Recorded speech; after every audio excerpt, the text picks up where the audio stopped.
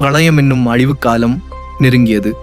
வெள்ளம் சூழ்ந்ததால் உலகம் அழியுமே என வருந்திய பிரம்மா தனது படைப்பு கருவிகளை காக்க சிவனின் உதவியை நாடினார். ஒரு கும்பத்தை எடு, அதில் அமுதத்தை நிரப்பு படைப்பு கருவிகளை உள்ளே வைத்து கும்பத்தின் வாயில் மாவிலை, தேங்காய் வை. குடத்தின் 4 புறமும் வேதங்கள், ஆகமங்கள், இதிகாசங்கள், புராணங்களை வை. நூலை சுற்று. ஒரு உரியில் அந்த கும்பத்தை வைத்து பிரளய வெள்ளத்தில் மிதக்க விடு, மற்றதை பார்த்துக் கொள்கிறேன் என்றார் சிவன். பிரம்மாவும் அப்படியே செய்தார். மிதந்த கும்பம் ஓரிடத்தில் நின்றது. வேடன் வடிவில் தோன்றிய சிவன் அம்பு வில்லுடன் வந்து கும்பத்தின் மீது அம்பு தொடுத்தார். கும்பத்தின் கோணம் உடைந்தது. அந்த இடம் குடமூக்கு கும்பகோணம் என பெயர் பெற்றது. கும்பமுடைய அதனுள் இருந்த அமுதம் தரையில் சிந்தியது. அதுவே மகாமக குளம். கும்பத்தில் இருந்த பொருட்கள் அங்கங்கே சிதறின. தர்ப்பை ஒரு லிங்கமாக மாறியது. கும்பத்தின் மேலிருந்த தேங்காய் நாரிகேள லிங்கம் என பெயர் பெற்றது. நாரிகேளம் என்றால் தென்னை. அமுதம் சிதறிக் கிடந்த மணலை சிவன் கையில் எடுத்து லிங்கமாக வடித்தார். அதுவே கும்பேஸ்வரர் என்றும் அமுதேஸ்வரர் என்றும் பெயர் பெற்றது.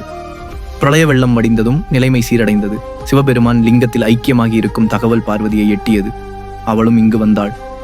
அவளை மங்கள நாயகி என அழைக்கின்றனர். அதன் பின் மீண்டும் இறையருளால் உயிர்கள் படைக்கப்பட்டன. அதில் மனிதர்கள் தங்களின் பாவம் தீர அவ்வப்போது புனித நதிகளில் நீராடினர். பாவச் சுமையை தாங்க முடியாத கங்கை, யமுனை, நர்மதை, சரஸ்வதி, கோதாவரி, பொன்னி, காவிரி, சரையு, கன்னியாகுமரி, பயோட்னா என்ற 9 நதிகளும் சிவபெருமானிடம் விமோசனம் கேட்டனர். கும்பகோணம் மகாமக குளத்தில் மாசி மகத்தன்று நீராடினால் பாவம் தீரும் என்றார் சிவன். இதன்படி நவநதி கண்ணீரும் மாசி மகத்தன்று நீராடினர். இந்நாளில் நீராடி பாவம் நீங்க பெறுவோம்.